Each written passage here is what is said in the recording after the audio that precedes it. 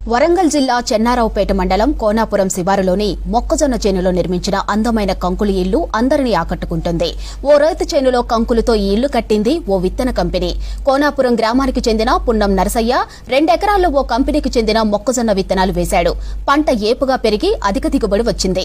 దీంతో seed company వారు తమ విత్తనాలతో వచ్చే దిగుబడిపై అవగాహన కల్పించేందుకు కంకులతో పొలంలో ఈ ఇల్లు కట్టారు. కాంపౌండ్ తో సహా నిర్మించిన ఈ ఇల్లు ఎంతో ఆకర్షణీయంగా ఉంది. ఇక ఈ అందమైన కంకులు ఇళ్లతో సెల్ఫీలు తీసుకున్నారు వాహనదారులు.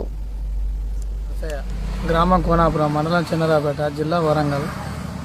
ఈ డికాల్ అనే కంపెనీ 9217 నేను ఏబట్టి ఒక 3 సంవత్సరాలు అవుతుంది. ఒక ఎకరాన 40 క్వింటాన్లు వెళ్తాయి. ఇది బెండు సన్నగా ఉంటుంది.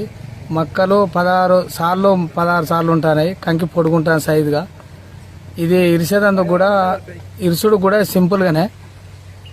ఈ గాడుపు దారానికి కూడా ఒక కర్ర కూడా కింద ఇట్లా పడలే ఇంతవరకు. నేను పోయినసారి ఇప్పుడు 3 సంవత్సరాలు బట్టి వేయబట్టి ఈ డెకరేషన్ ఫోటోలు దిక్కుంటా సంతోషాలతోని ఇక్కడికి వస్తారు.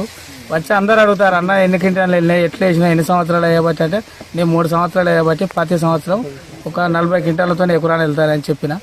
నాకైతే సంతోషకరంగా అనిపించింది. కేదారి, మేము ఈ రోడ్డు పొంట కోనాపురం ఊరుకు పోతుంటే సడన్ గా ఈ మొక్కజొన్న కంకులతో ఇల్లు చూసినాం. చాలా ఆశ్చర్యం అనిపించింది. అసలు మాకు ఫోటో తీయడానికి కూడా మంచి సంతోషం అనిపించింది. అసలు కంకులతోటి ఇట్లా ఇల్లు కట్టుడు అసలు ఫస్ట్ టైం మేము చూడడం. ఈ రైతు కూడా ఏంది ఇది అని అంటే వీళ్ళకి ఫీల్డ్ పెట్టిస్తున్నారంట. చూడడానికి చాలా అందంగా ఉన్నది. అసలు కంకులతోటి ఇల్లు అనేది ఫస్ట్ టైం మేము లైఫ్ లో చూడడం.